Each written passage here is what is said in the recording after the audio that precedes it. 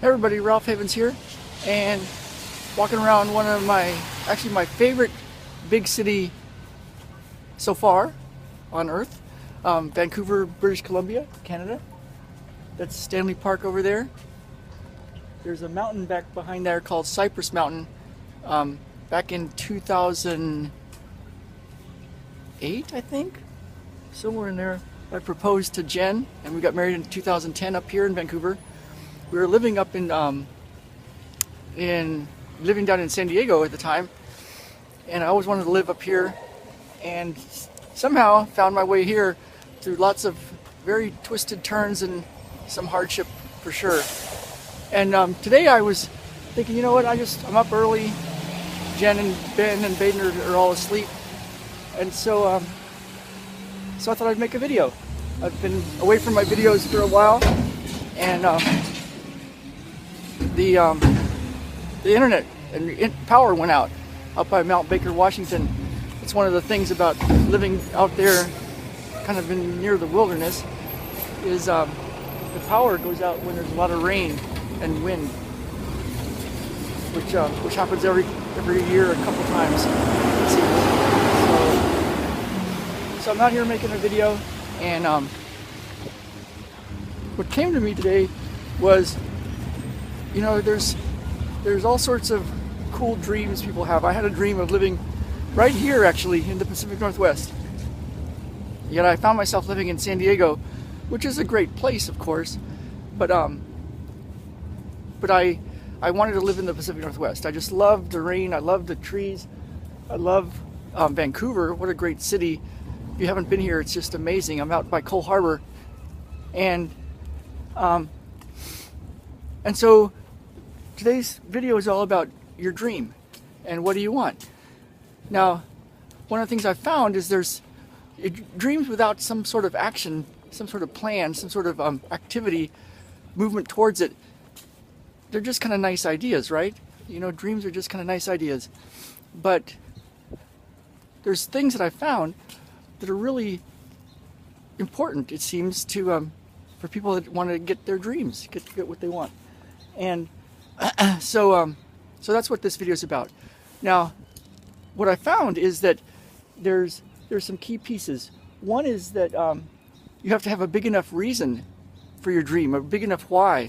Like, otherwise, it's just not worth the effort, because it's a lot of work sometimes to get a dream to become reality, right?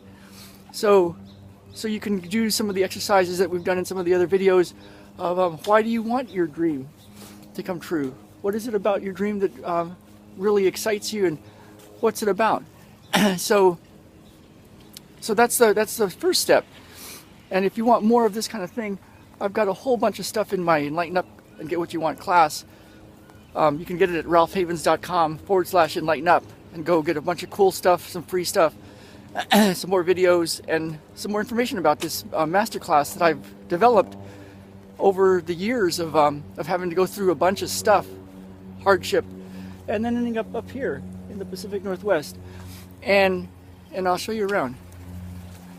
Vancouver, British Columbia. You know, when I was running here years ago, I'd run right by that hotel, the Westin, and I remember I just had to stop because my pelvis locked up, and I had to work on myself, and I'm like, what is going on? And I can feel stuff. So I was checking in, and it's like, holy cow, I've got lots of spiritual stuff here in my body, and mental stuff, and emotional stuff, and it's just all locked up. What is going on? And I didn't realize that years later we'd get married here, and that's where we stayed, was the Westin. Isn't that wild how somehow my body or my being or something knew that this was a very special spot for us?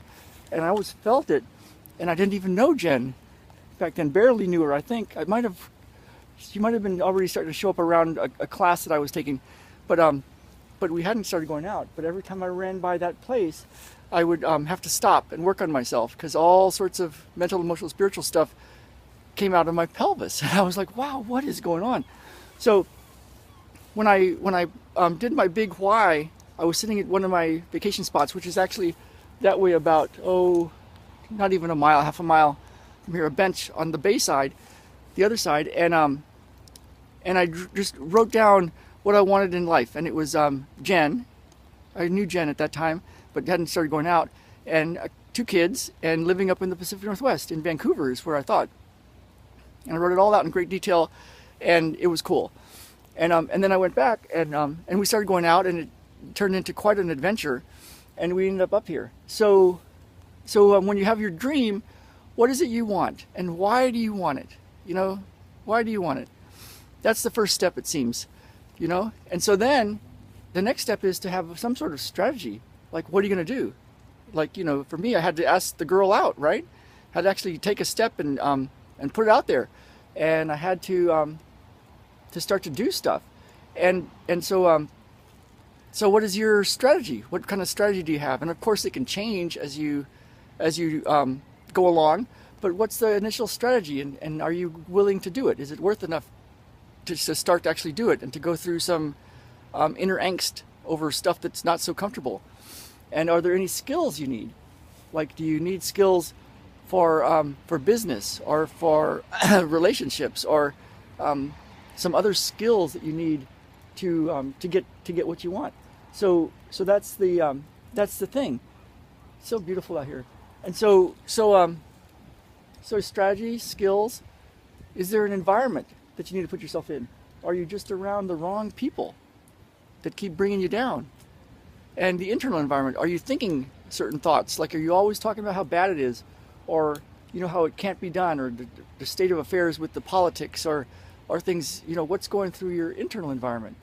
You know, so all those things are important to look at and to notice when you're doing stuff, of course, that's not in line with your dreams, you know.